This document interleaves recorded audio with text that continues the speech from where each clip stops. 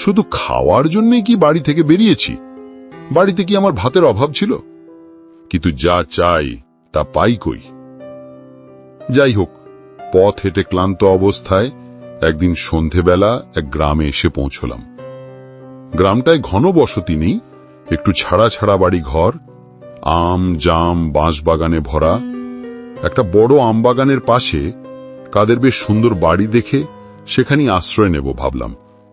সুন্দর বলতে পাকা বাড়ি নয়, পোড়ো চালের বড় বড় ৮-১০খানা ঘর, মাঝখানে উঠোনকে ঘিরে। বিরাট উঠোনে ধানের গোলা, একপাশে গোয়ালে কখানা গরু সাজালের ধোঁয়ার মধ্যে বসে বসে জাবর কাটছে। আমি উঠোনে পা দেবার সঙ্গে সঙ্গে বাড়ির মধ্যে শাঁকে ফুঁ পড়ল। সব মিলিয়ে সম্পন্ন গৃহস্থের লক্ষণ ফুটে বেরোচ্ছে। উঠোনে দাঁড়িয়ে এদিক ওদিক তাকাচ্ছি, একজন কালো মতো মধ্যবয়স্ক লোক এগিয়ে এসে বলল, কি চাই? বললাম, আমি বিদেশি লোক, রাত্রিটা একটু থাকবার সুবিধা হবে কি? আপনারা? ব্রাহ্মণ। লোকটা আসুন আসুন করে ব্যস্ত হয়ে আমায় নিয়ে দাওয়ায় বসালো, পা ধোয়ার জল দিল। তার নাম মাধব ঘোষ। সেই বাড়ির মালিক। চাষবাস আছে প্রায় ৫০ বিঘের। মাধব লোক বেশ ভালো।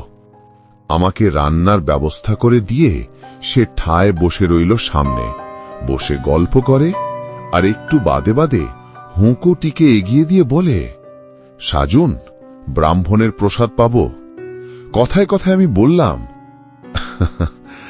আমাদের বাংলাদেশের আতিথেয়তা বড় সুন্দর না? এই যে তুমি আমাকে এত যত্ন করছো, এতে তোমার লাভ কি? জিভ কেটে মাধব বলল, আগে ও কথা বলবেন না। ব্রাহ্মণ দেবতার হাড়িতে ২টি চাল দিতে পারছি, সে তো আমার সৌভাগ্য। তবে কথা কি জানেন, সব অতিথি তো আবার সমান হয় না। এই তো দিন সাধেক আগে আমাদের বাড়িতে সে এক কাণ্ড। ধোয়া সুগন্ধি আতপ চাল হাড়িতে ছেড়ে দিয়ে তার দিকে ফিরে বললাম, কেন, কি হয়েছিল? চুরি টুরি নাকি? তাহলে তো বরং ছিল ভালো। শুনুন না কাণ্ড। এই ঠিক গেল সোমবার বিকেলের দিকে এক লাল কাপড় পরা সন্ন্যাসী এসে বলে, তোমার এখানে থাকবো। আমার সাদা মনে কাদা নেই, বললুম থাকুন।